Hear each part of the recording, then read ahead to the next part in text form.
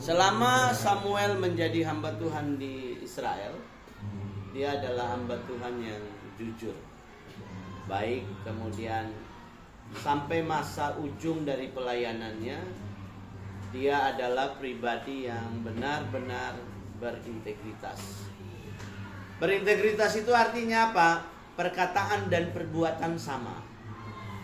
Dia ngomong tentang kebaikan, dia melakukan kebaikan.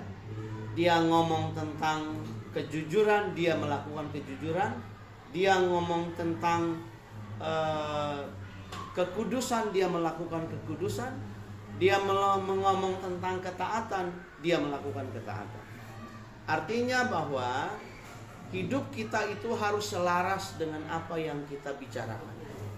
Kalau ada orang yang haleluya, puji Tuhan, terus-terus keluar dari mulutnya, tapi perilakunya tidak baik, nah itu juga tidak bagus. Atau ada orang yang sering pelayanan di gereja, tapi perilaku kayak orang yang nggak pelayanan, nah itu juga tidak bagus. Penting sekali. Nah, saya lihat hamba Tuhan yang adalah Samuel ini, dia mengerti konsep dia sebagai seorang hamba Tuhan. Harusnya tiap orang harus mengerti bahwa dia adalah ini, itu, ini, dan itu. Kalau hari ini kalian harus mengerti, saya adalah pelajar. Konsep pelajar itu adalah belajar, berjuang, berprestasi, menjadi berkat dan sebagainya. Itu konsep seorang pelajar. Kalau saya sebagai guru, saya mengajar, saya melakukan hal-hal yang bersangkutan dengan pelajaran, saya membangun kreativitas, saya membimbing, saya membina.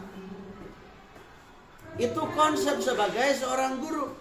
Konsep sebagai seorang hamba Tuhan, melayani, melakukan pekerjaan Tuhan secara teratur, direncanakan dengan baik dan sebagainya. Jadi jangan sampai Pak Abraham sudah bilang, mulai besok nggak punya konsep. Harus punya konsep secara pribadi. Who I am? Siapa saya? Seperti apa saya? Bagaimana saya? Mau kemana saya? Jelas. Mondar-mandir, bolak-balik sekolah, nggak tahu mau ngapain. Pikul tas berat. Buku 1 mata pelajaran, buku 4. Bayangin aja.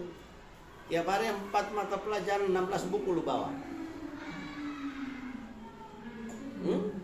Konsepnya harus jelas, punya pemahaman jelas, ya, jangan sampai tidak jelas itu. Samuel memahami bahwa dia hamba Tuhan. Akhirnya apa yang harus dia lakukan? Hidup dengan benar di hadapan Tuhan, melakukan apa yang Tuhan mau, dan melakukan apa yang Tuhan perintahkan. Nah, Samuel ini salah satu tokoh yang luar biasa dalam Alkitab, karena dari lahirnya sampai matinya, sampai dia pamit diri, undur dari bangsa Israel dalam pelayanannya, dia didapati sebagai hamba Tuhan yang berkenan kepada Tuhan. Karena banyak orang juga yang jatuh kan, lahir dengan pelayanan yang baik tapi jatuh, ya, jatuh karena berbagai dosa dan pelanggaran. Pak Abraham contohkan seperti siapa? Seperti Daud. Daud itu luar biasa, tapi akhirnya dia jatuh. Kemudian dia bertobat lagi. Siapa lagi? Simpson laki-laki yang hebat, luar biasa, tapi dia jatuh juga. Siapa lagi yang jatuh di dalam Alkitab? Banyak tokoh dalam Alkitab yang jatuh. Tetapi kemudian mereka berbalik lagi kepada Tuhan. Samuel dipilih dari waktu dia masih kecil. Ibunya namanya Hana. Ibunya nama Hana, bapaknya nama Elkana.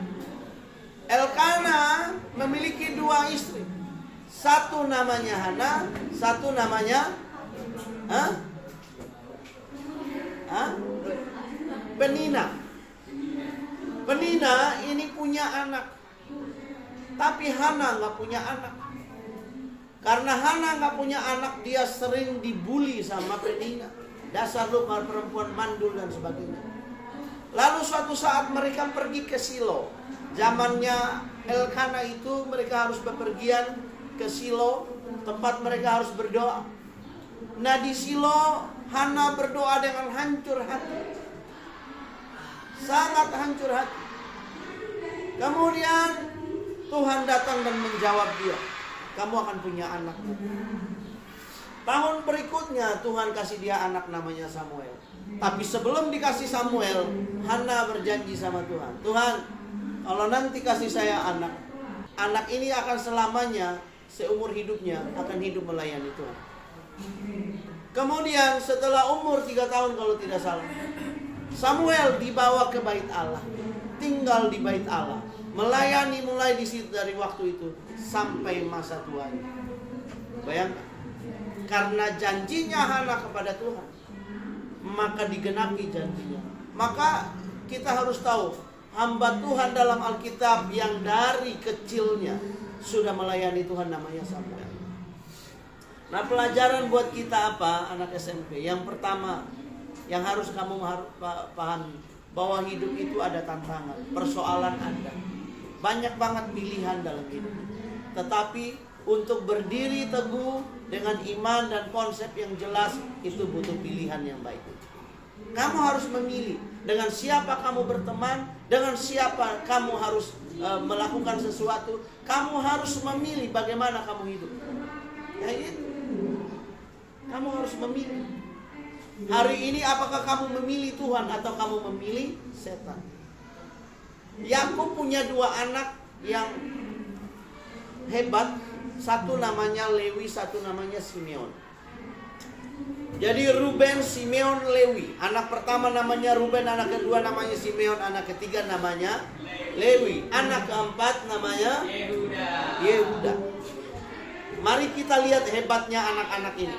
Ruben, dia menaiki tempat tidur ayahnya. Apa persoalannya? Dia meniduri ibunya. Itu dosa yang sangat besar. Dan Tuhan menolak Ruben. Simeon, dia kasar dan pembunuh. Keturunan Simeon dibunuh oleh Tuhan. Kenapa? Waktu kasus mereka di padang gurun, ketika penyembahan terhadap patung tuangan emas, waktu itu keturunannya Lewi sama keturunannya Simeon menyembah patung tuangan buat patung lembu emas. Lalu ketika itu Musa bilang begini, barang siapa yang mau mendekat kepada Tuhan, mendekatlah kepada saya. Tapi barang siapa tidak mau, menjauhlah dari saya. Yang berbalik hanyalah keturunannya Lewi datang kepada Tuhan.